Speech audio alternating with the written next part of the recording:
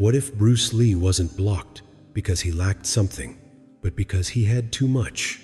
Long before the world called him a legend, Bruce Lee was already being stopped. Not by better fighters, not by stronger men, but by quiet decisions made behind closed doors. Rooms where he wasn't insulted, just excluded. Where people spoke calmly about risk, image, and audience comfort, while pretending not to notice the man standing in front of them. They didn't challenge his ability. They questioned his place. Bruce learned early that talent doesn't scare systems. Disruption does. And he represented a version of power they couldn't control or explain. This was the first barrier. Invisible, polite, effective. And once a system decides you don't belong, every step forward turns someone into your enemy. The first real enemy had a name. Lo Wei wasn't louder than Bruce Lee. He didn't need to be. He owned the set, the schedule, the camera, and in cinema, the man who controls the frame controls the truth. On paper, this was a perfect opportunity.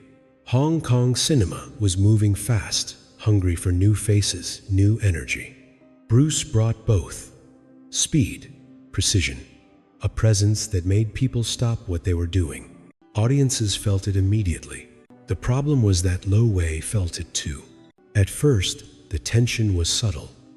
Bruce suggested small changes, a different angle, a tighter rhythm in the fight scenes, less theatrical motion, more efficiency.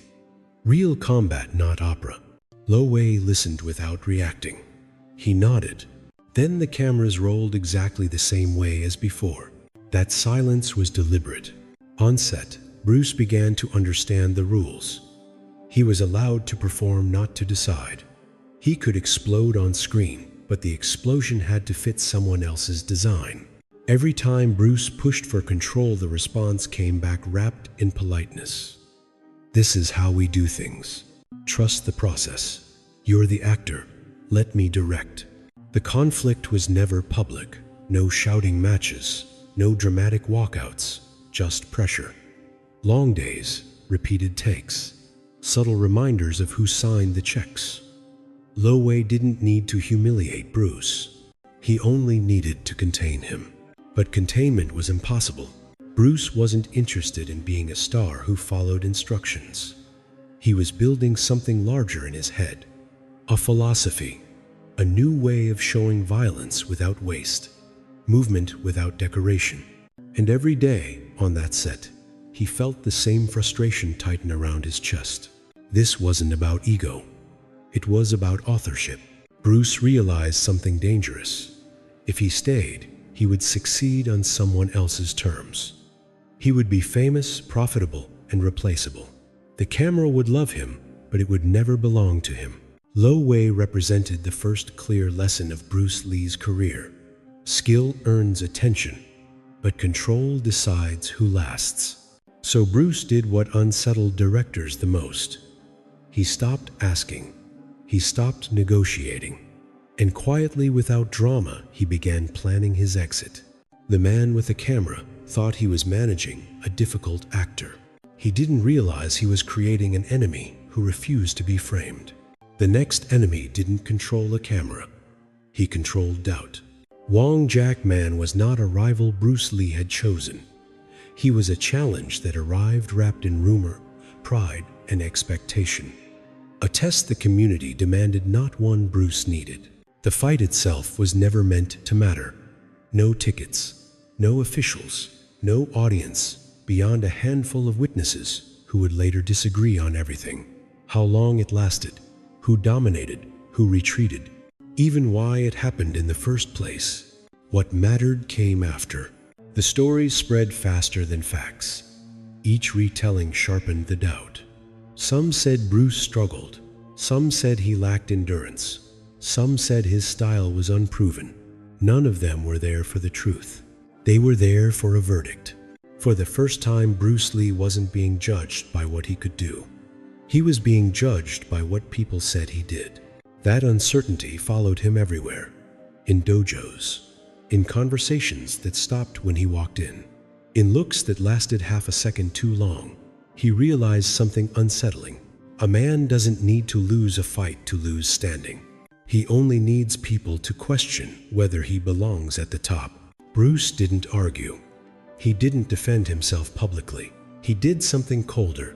He rebuilt himself. He stripped away wasted movement. He pushed his conditioning past comfort, past pride. He studied efficiency with obsession, not to prove anyone wrong, but to remove the possibility of doubt entirely. This wasn't revenge. It was correction. Wong Jack Man faded from the story. But the damage didn't, because the real enemy was no longer a person. It was the idea that Bruce Lee might be overrated. And ideas are harder to defeat than men. The next enemy didn't challenge Bruce Lee's ability. It challenged his future.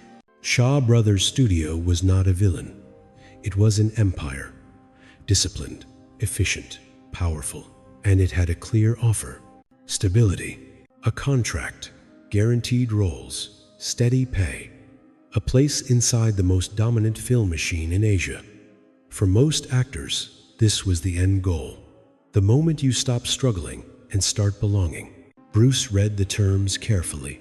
What the contract promised in security, it took back in control. Long commitments, limited creative input, roles assigned not chosen, fights choreographed to tradition not truth. The system didn't want a revolutionary. It wanted a reliable product. At the center of it all stood Run Shaw, calm and immovable. A man who didn't raise his voice because he never had to. His power came from scale, from knowing that if Bruce said no, someone else would say yes within the hour. This was the most dangerous temptation Bruce had faced. Not rejection, acceptance. The kind that slowly reshapes you until you no longer recognize what you came to build. Signing would have meant comfort and silence. Bruce understood the cost immediately. If he entered this empire, he would survive, but his ideas wouldn't. His philosophy would be diluted, polished, made safe. He would become successful without ever becoming himself. So he refused. Not dramatically, not arrogantly, just clearly. The Shaw brothers moved on. Empires always do.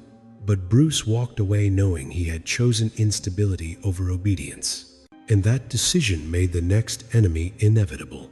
Because once you reject the biggest system in the room, the smaller ones start watching closely.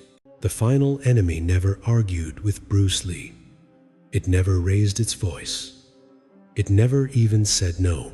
Hollywood preferred something cleaner. Bruce had brought them an idea. A concept shaped by years of discipline and cultural truth. A warrior who moved with purpose. A philosophy built into every strike. He didn't ask to be famous. He asked to be authentic. The meetings were polite, encouraging. Executives nodded, took notes, asked careful questions. They spoke about timing, about audiences, about what Americans were ready to accept. No doors were slammed, no bridges burned. And then the phone stopped ringing. When the series appeared, it carried Bruce's fingerprints, but not his face.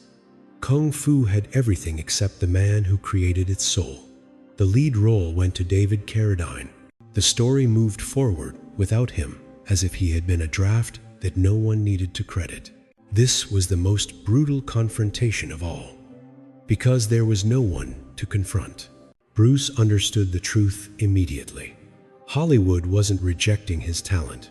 It was protecting its image. A system that could borrow his ideas, but not accept his presence at the center. There was nothing left to fight here. So Bruce Lee did what systems never expect. He walked away, not in anger, in clarity. The men who thought they had blocked him never realized what they had done. They hadn't ended his path. They had forced him to build one that didn't need their permission. They thought they had protected the system. By denying him control, they believed they had contained him. By replacing his face, they believed they had solved the risk. By keeping their hands clean, they believed the story would end quietly. It didn't. Bruce Lee left with something far more dangerous than a contract or a role. He left with clarity, He understood that no system would ever give him the space he needed, because the space he demanded would change the rules for everyone else. So he stopped asking. What followed was not revenge, it was independence. Films made on his terms, movement stripped of decoration, philosophy delivered through action. He didn't just become successful, he became unavoidable. The 5 enemies who tried to slow him down never stood together in one room. They never shared a plan. They didn't need to. Systems don't coordinate. They repeat themselves. And Bruce Lee learned how to move through them, not by breaking doors down, but by building something so powerful that doors stopped mattering at all. The world remembers the legend, but the legend was forged by resistance.